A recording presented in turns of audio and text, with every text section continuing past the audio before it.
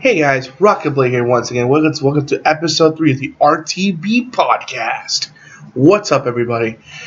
Okay, so we got several news to talk about today. Several different topics that happened throughout, this month. So let's break it down. First up, let's talk about UFC. Mostly UFC 200. The latest news I heard, or keep hearing that, of course, the last podcast I talked about apparently Conor McGregor's retired. Now he's possibly back on the card of UFC 200, and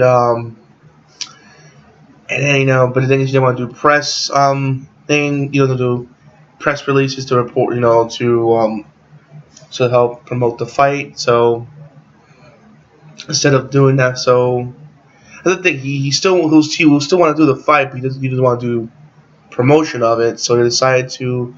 Which UFC decides to do instead is cut him out of the card and replace it with, which has been confirmed, Jon Jones, Conor McGregor 2. So that's the new main event now. So unfortunately, Conor most likely won't be in UFC 200 because he's late, already missing the press releases and already late missing the the press release and stuff to promote UFC 200, which, by the way, it's going to be in New York, which is finally legal. Finally legal in New York. Damn. It's about time they fucking wake up.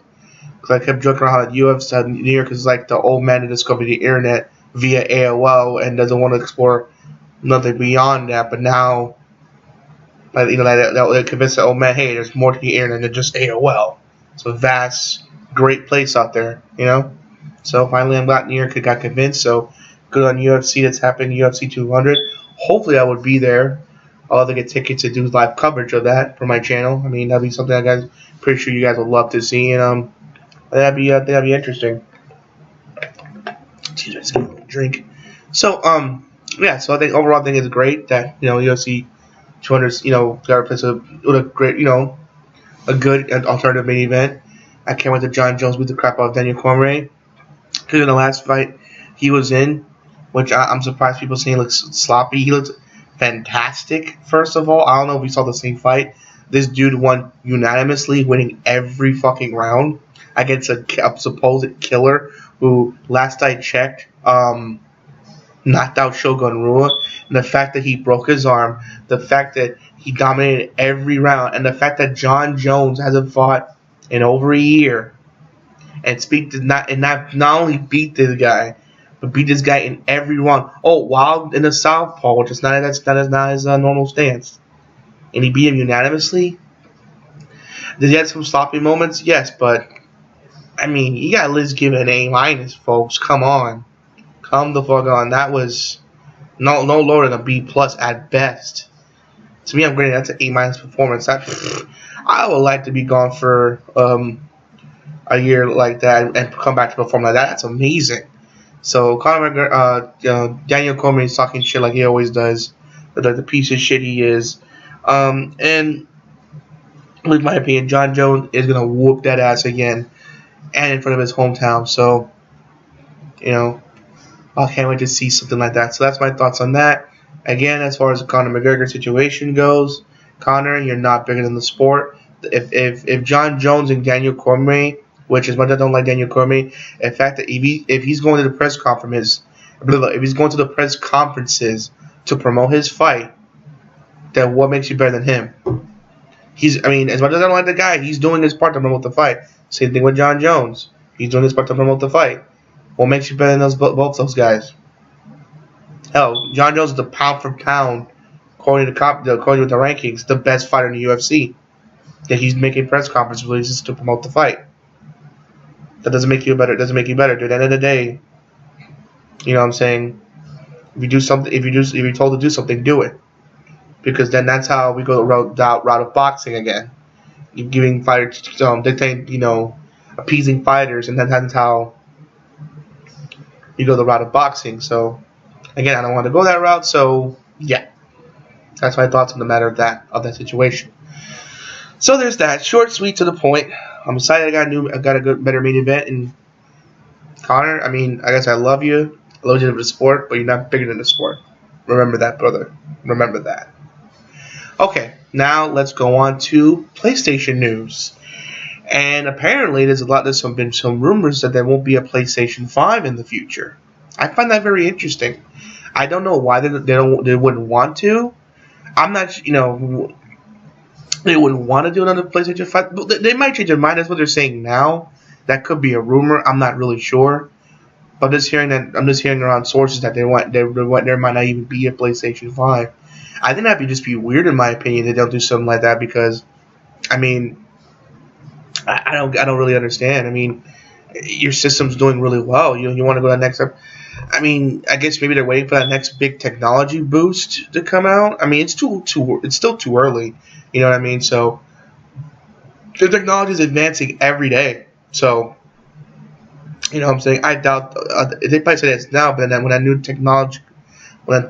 technology push comes out, for the PlayStation, that new big technology that comes out, that new Unreal Engine or Fox Engine or whatever technology that's out there that used to enhance the graphics or make it run more better and handle things more smoothly. You know what I'm saying? We might get that might happen soon. So then PlayStation might change their mind. It's just a weird move. You know what I'm saying? Even if Sony were to just suddenly stop making systems, which I highly doubt it. I mean, considering the fact that PlayStation 4 has been kicking ass and taking names like you wouldn't believe. I doubt they'd suddenly be like, oh yeah, we're not making anymore in the future. So that'd just be weird. I just think they're probably just waiting for that next big thing in terms of technology to happen to push forward, and that won't be for a while. So enjoy it, enjoy it. Enjoy the success, PlayStation, Sony. Don't jump the gun too soon. That's my thoughts on it. Just wait on it. But if you guys want to ask me, okay, RockingTheBlade, let's play hypothetically. What if it really is the last system? I think that'd be a bad move, especially if Xbox and Nintendo comes out with better technology. You know what I'm saying? And show that there is, technology coming out, and I think that's just bad. I mean, they won't go out of business because they have their hands in different things, but I think it won't be a good idea. You know what I mean? But that's just my opinion on it. I mean, it's not. I don't think it's official. I think they probably will maybe change their minds, but I think it'd just be a weird decision just to be like, oh, we're walking away, even though you're walking away. I mean, they'll be walking away on top, but it'd just be weird to just be walking away now when you're at the height of the console war right now. So I don't know. I think at the end of the day, I don't think they're out of the race yet. But if they are, hell, they made some great stuff. But I think that wouldn't be wise, in my opinion. And all right, last but not least, the Nintendo NX itself. I said that with that the Wii U production's not ending this year, but it might end March of next year because of NX coming out. And also, not only that, unfortunately, the next Zelda game that's coming out, it got delayed until 2017. Because they need more time to develop it. I don't know if it's because of the NX they're doing that, or they really legitimately need more time to fix the game. But if it's that, then does it suck? Yes, it sucks. But I'd rather it run well than just be a buggy mess. Because after all, we had a history of games not working at launch at all. With sour, from Assassin's Creed to the Battlefields to to botched PC ports from Batman Arkham Knight to Tales of Symphonia, which is a great RPG franchise of mine, and it's an old game. How do you fuck it up a PC port like that? It took a person, which I don't know the name, but this person fixed the problem that Batman and Namco didn't address at launch in 14 fucking minutes. I'm not joking, and that's sad. But yeah, because to show you how the guy hire that guy, by the way. Damn, I can fix him in 14 minutes. Oh, shit, you are a talented. Well, you guys know what I'm talking about. And you talking about watching this dude, you are a talented cat, bro. get yourself a job. You got the skills to pay the bills, as they say. You got the skills to pay the bills.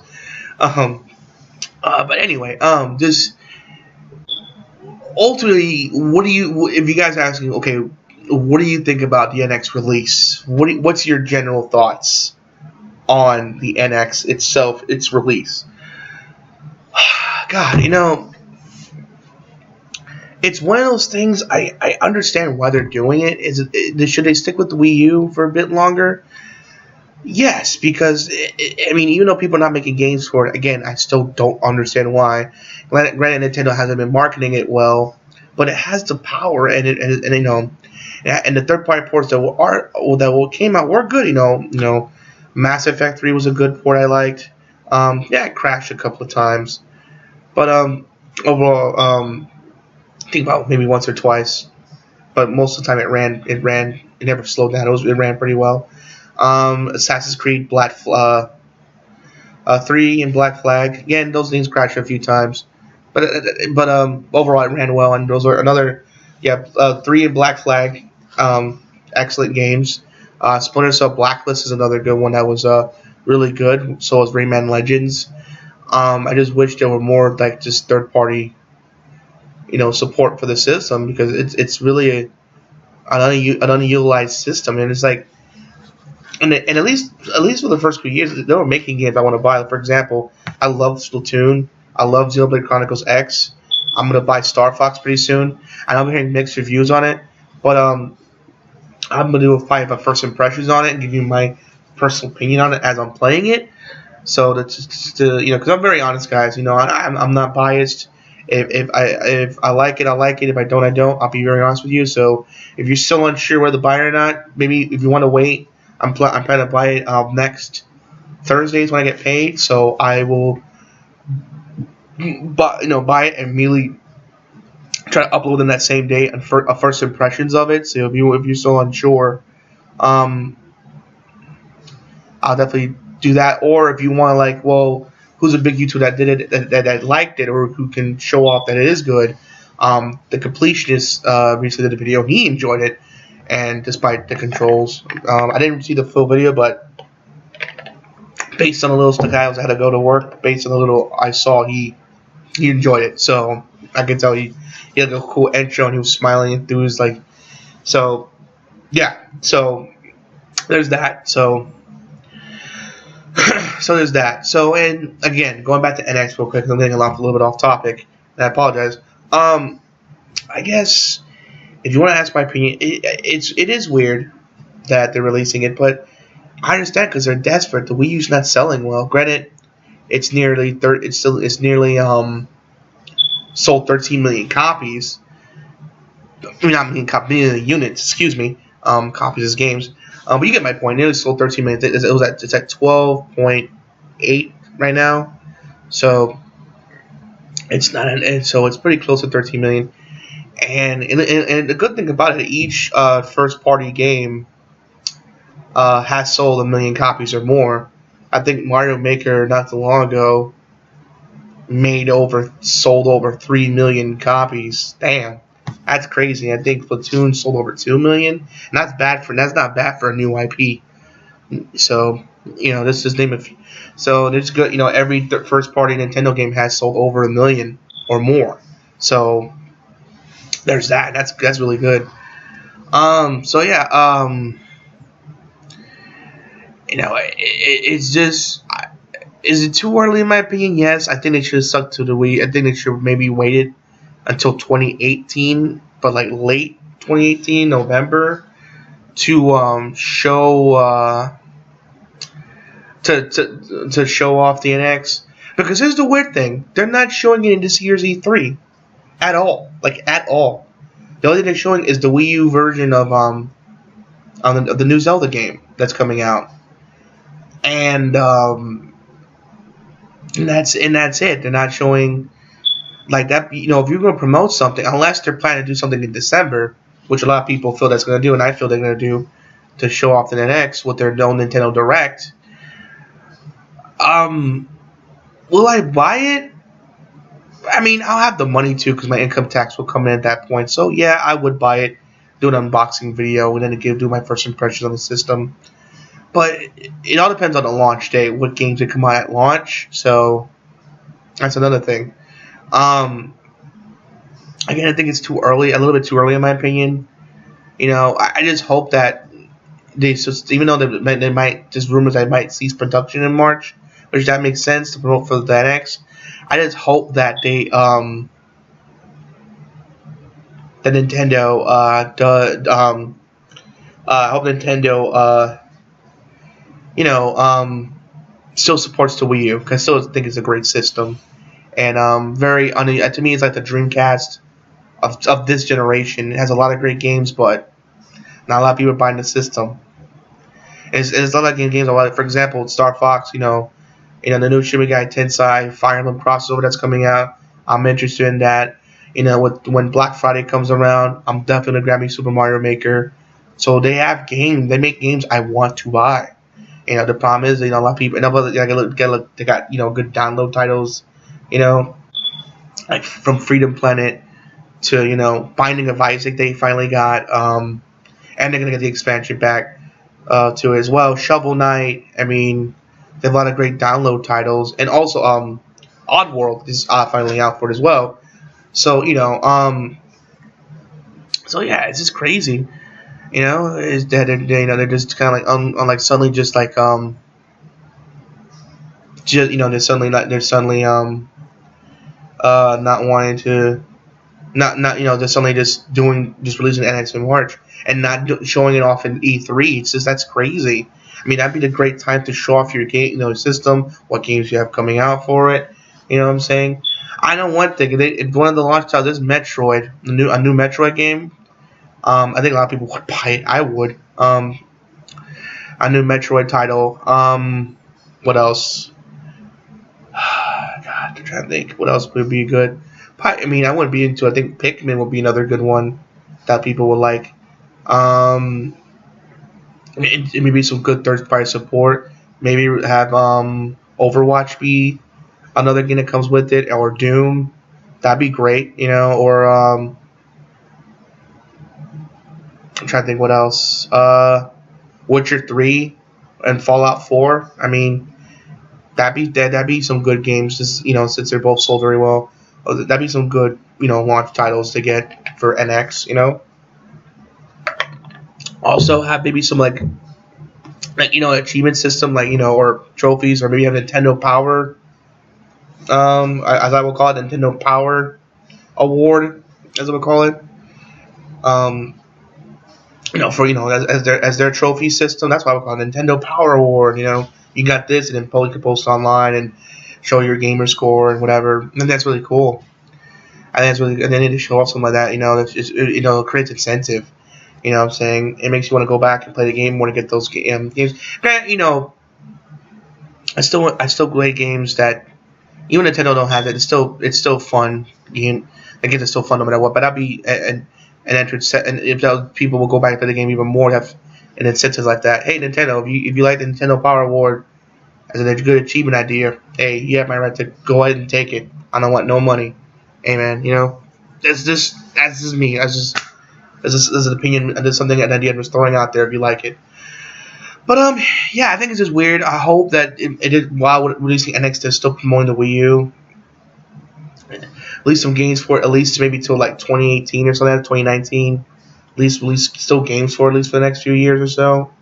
At least release games for it. You know what I'm saying? That's all I'm hoping for. So and I'm excited. But I just hope they do the right things. But at the same time, I hope they, come out with some great games for it at launch as well. Not only that, but also release games for the Wii U. You know what I'm saying? Because Wii U is still a great system in my opinion, or at least download wise. Have it to where you can release some GameCube games on there. Or, I mean, heck, I want them to release the last story already. I mean, they released Xenoblade Chronicles this week, which, I mean, granted it was on the new 3DS XL, which I kind of want on the system, but hell, yeah, it is what it is. But at the same time, I do hope that Nintendo does release that last story amongst maybe some GameCube downloads. That'd be great to see. I'm pretty sure the system can handle it. That's something I definitely want to see for sure. All right, guys, that's it for this podcast in general. I mean, I know I'm not really. If you shouldn't be angry, I just don't know how to feel about it. It's like I have just mixed feelings, and I think it's like it's a good decision to do it because they want to compete with PS4 and Xbox in terms of power and software and stuff. But at the same time, the people that own the Wii U that are faithful to it, there's 12 million, nearly 13 million customers that nearly bought your system, still supporting it, still want more content, more software for it. That's the problem is lack of software for that system. And I mean, when it comes out, it's great, but it's just so little, far few in between, then it sucks. You know what I'm saying? I just hope that with NX can come out with a lot of great stuff for it, and still for the Wii U, at least for a few more years. So people can really get more enjoyment out of the system. But that's just my opinion on it, folks. Like for example, they released another a Fire Emblem game on it, system of another Kirby game, or a Metroid game on there. Just name a few things that, do like the whole, like they're doing it Tales. Like you can get it on PS3 and PS4. Like you can also get it on Wii U or NX. Of course, make those NX exclusives. You can only get on NX, but you guys get my point. So that's my thoughts on the matter, guys. Tell me what you guys think in the comment section below on Nintendo NX. What do you think about the release date? You think it's good? You think it's bad? I'd love to hear your guys' thoughts on the matter.